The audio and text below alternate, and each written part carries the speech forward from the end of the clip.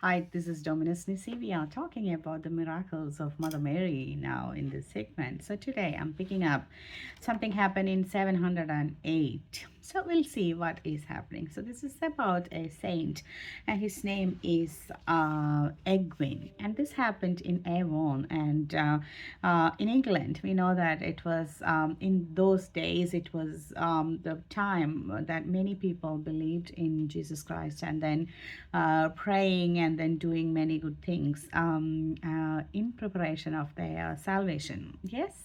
So this story is like that. When this particular person, and his name is Egwin, was serving as the bishop of one of the 8th century English country.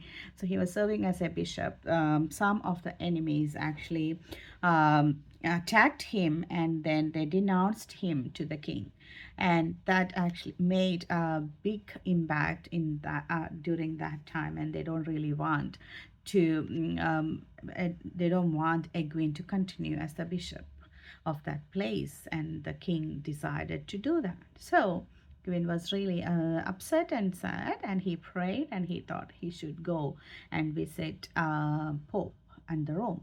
So in order to pray and then do the sacrifice, he did put himself fetters on his ankles and then was walking with that fetters. In order to avoid someone else to pick that fetters out, he took the key out and then threw into the river Avon. That's the story's starting point. Yes. So he was walking in that hardest way with that fetters, and then he reached Rome and talked to Bishop Pope and discussed what happened, and then he pleaded to show that he all these things happened in his attack during that time, and the Pope want to find out whether he is right or innocent. During that time, in another river, in Tiber River, someone caught a fish, and they opened the fish, and they got a big key, and that key was Egwin's fetters key, and they gave that to Pope, and Egwin could open the fetters. So this actually made the Pope realize that Egwin is innocent, and then he sent him back as the bishop.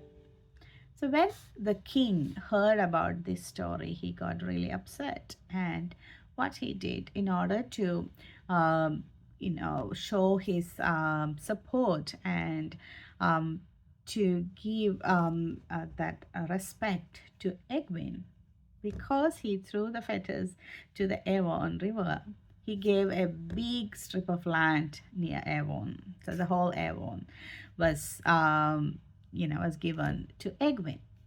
So Egwin was praying, and then he used to see different virgins appearing and then show, having bit of like a inspiration, bright lights and different things, and people in and around of that place, and even the other bishops also saw these miracles happening.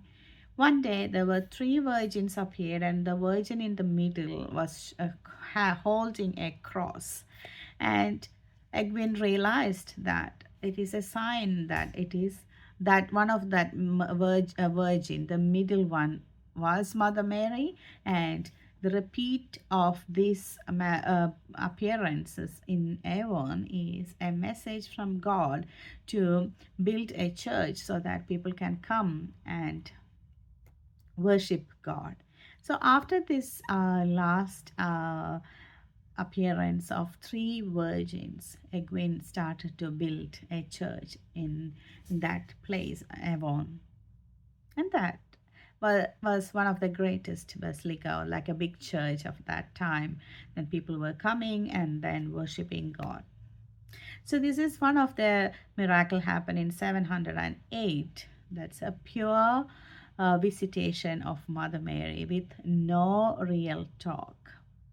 So the interpretation is actually from that Holy Spirit. So if you were listening me from the beginning in today's show, we were talking about that spirit inside you. The spirit inside you will prompt you to do different things. So you may see some scenes or some images or some visuals, but the spirit inside you will prompt. That's what happened to Egwin. So the spirit prompted him that the vision of that three virgins, and the middle one holding the cross, is a message to build a church.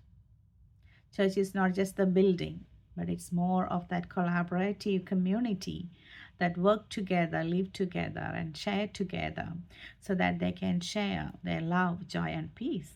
That's the gospel. That's the good news that Jesus spread across while he was in his community. That's what exactly the church in the current world trying to do. So let us allow our spirit to prompt us with the right things so that we can also interpret our visions, or we can also find out the right movement through those prompts. That's what Mother Mary's inspired intercessions and the prompting. I am so happy and curious to find out the interpretations and the prompting from Holy Spirit in this week. So I pray that my listeners will also experience that miraculous prompting in your life. And if you feel anything after hearing this, please comment down and then let us share the joy together. This is Bismi from Dominus Nisi on 88.9 FM.